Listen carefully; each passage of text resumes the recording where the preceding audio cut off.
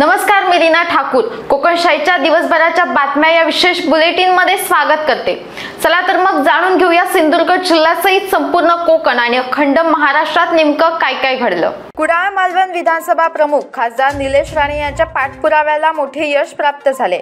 सार्वजनिक बांधकाम विभाग प्रशासनाने मालवण कसाल व वायरी तारकर्ली देवबाग या मुख्य रस्त्या मार्गावरील सुधारणा व डांबरीकरण कामावरील स्थगिती उठवली आहे। त्यामुळे कोट्यवधी निधीतील रस्ते विकास कामे मार्गी लागणार आहेत।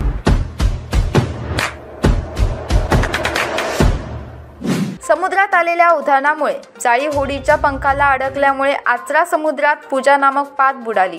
त्यामुळे आत असलेले तिघे मच्छीमार बाहेर फेकले गेले, मात्र ते सुदैवाने बचावले। यात पातीचे मोठ्या प्रमाणात नुकसान झाले। ही घटना आज पहाटे 5 वाजण्याच्या सुमारास आचरा समुद्रात घडली।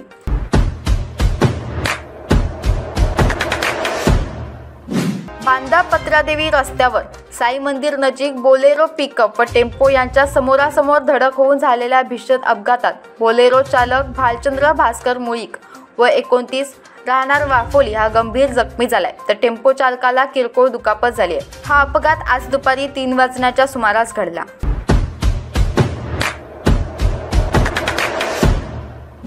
करूळ घाटात वाळूने भरलेला डंपर दरीत कोसळला। या अपघातात चालक सुहास महादेव चौगुले वय 35 राहणार उजगाव तालुका करवीर याचा मृत्यू झालाय। डंपर खाली अडकलेल्या चालकाचा मृतदेह करूळ येथील सह्याद्री जीवरक्षक व पोलिसांनी जमिनीत खोल खड्डा खोदत बाहेर काढला।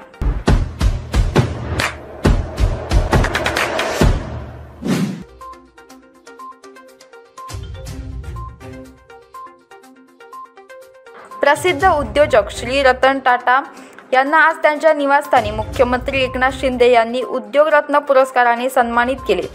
यावेळी उपमुख्यमंत्री देवेंद्र फडणवीस व उपमुख्यमंत्री अजित पवार उपस्थित होते।